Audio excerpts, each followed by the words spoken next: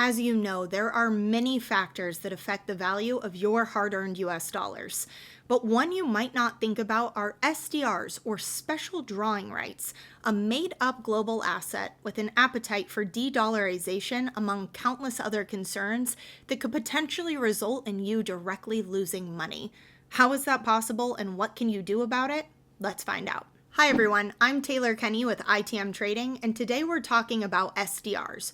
What they are, and how they have the potential to end the US dollar's monetary regime, as well as what you can do to protect yourself if the entire system as we know it changes. SDRs are an asset, but they're not technically their own currency or their own money.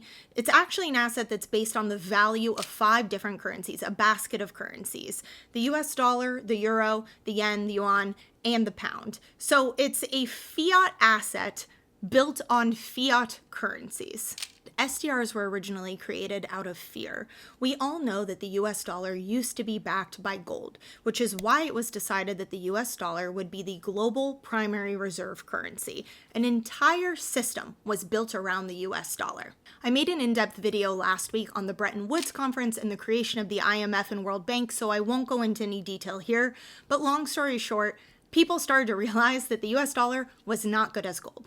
The IMF saw the entire system crumbling before their eyes, so they came up with an idea. Let's create a new asset, not a new currency, but a new supplemental asset to help countries out and ease any kind of issue that might happen as a result of the US dollar failing. And that's exactly what they did. Out of thin air, they created a new asset, a fiat asset, a layer on top of already fiat currencies. There are many reasons that whipping up an asset out of nothing is concerning, but let's start with the first one, which is devaluing the US dollar. You can think of this creation like printing more money, and that's even what they continued to do. In 2009 and 2021, the IMF actually allocated or created more SDRs to the tune of $650 billion US dollars worth of SDRs in 2021 alone. I also have to pause and say that I love the way that the IMF calls this allocating SDRs, just sidestepping the fact that they created these SDRs out of nothing.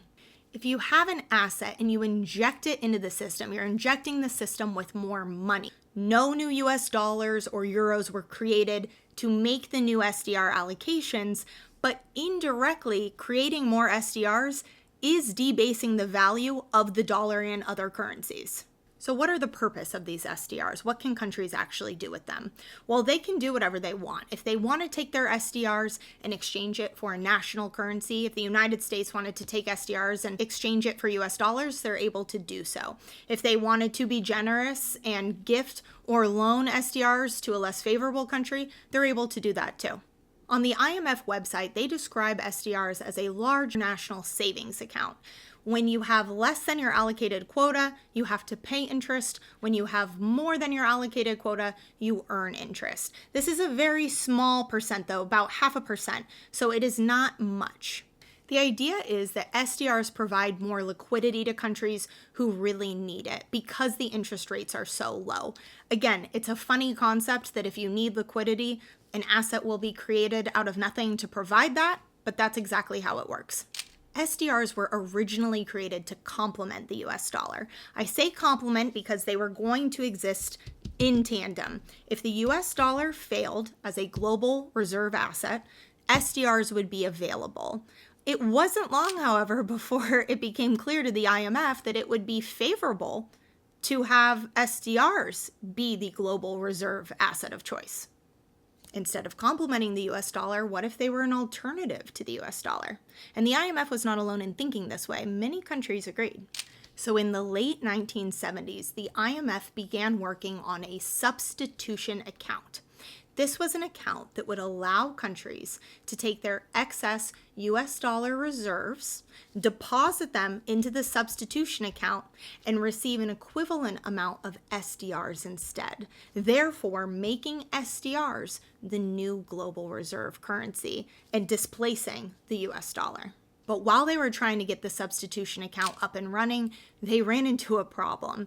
If all countries took their US dollars and deposited them into a substitution account in exchange for SDRs, Inevitably, the US dollar would depreciate and lose value.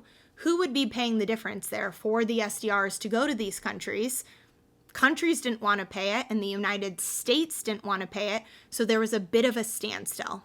Regardless of this, it seemed like it was the inevitable solution that we were going to move away from the US dollar and towards an SDR. That was until the early 1980s, when suddenly the US dollar rebounded. There was faith again in the currency, and the entire conversation was put on the back burner. That is, up until the 2008 financial crisis. In 2009, the US dollar was put once again in the spotlight as the global reserve currency, and it was called into question if it was the best option. It was the same year that the IMF released additional allocations of SDRs. At this point, China was the most vocal about calling for a reevaluation of SDRs as the leading global reserve asset. They said that it would be better to have a worldwide currency or asset that was stable versus an unstable national currency, aka the US dollar. The calls to reassess the United States position only got louder in 2021 when the largest allocation of new SDRs was created. SDRs seem more and more like a viable alternative. And the more SDRs that are created, the less strength the dollar has, the higher the potential there is for de-dollarization, and therefore the higher the potential there is for you to lose the value you have in anything that is based on the US dollar. And not to pile on the concerns, but there is one more thing that there's been a lot of chit-chat about, which is SDRs and CBDCs. As we know, an SDR's value is based on a basket of currencies. Well, in the future, think about CBDCs. It could be based on a basket of CBDCs, or even taking it a step further, there could be a digital SDR, a CBDC SDR of some type, which would, of course, make it easier to track and control you, and also speed up the process at which de-dollarization could happen. Think one big global CBDC, wide scale, from an organization that is untouchable with no oversight that you have no control over. I know this is a lot to unpack, so really quickly to summarize it all, there is an international superpower, the IMF, an organization that is responsible for creating SDRs, a fiat asset that is global, widespread, and picking up steam as a potential competitor to the US monetary regime, which could directly result in de-dollarization, you losing the value of your dollars. And it is more concerning now than ever as we continue to move into digital currencies, because it will result in hyper speed, wider reach, and less control for you to take your money outside of the system. Unfortunately, you and I don't have any control over the IMF or SDRs. But what we do have control over is the information and what we do with it. We know that SDRs were created in 1969. We also know it took 40 years for more SDRs or allocations to happen. We can see from the trend that the pace is picking up, and with digital, who knows how quickly things will move. But the writing is on the wall, and that is why it is so important for me to have my wealth protected in tangible assets outside of the system. Outside of a system where a superpower can push a button and create more assets that will directly impact the money that I've earned. Listen, I am dedicated to breaking down these topics together, topics that, quite frankly, they don't want you to understand. So if you are interested in learning more and learning and growing with me, please subscribe. There will be more videos like this. Also, I highly recommend clicking on the link below and getting a strategy in place. Educating myself on what I can do and how I can prepare has been hugely helpful for my peace of mind, and I hope it's the same for you. As always, I'm Taylor Kenney with ITM Trading. Thank you all so much for watching. Until next time.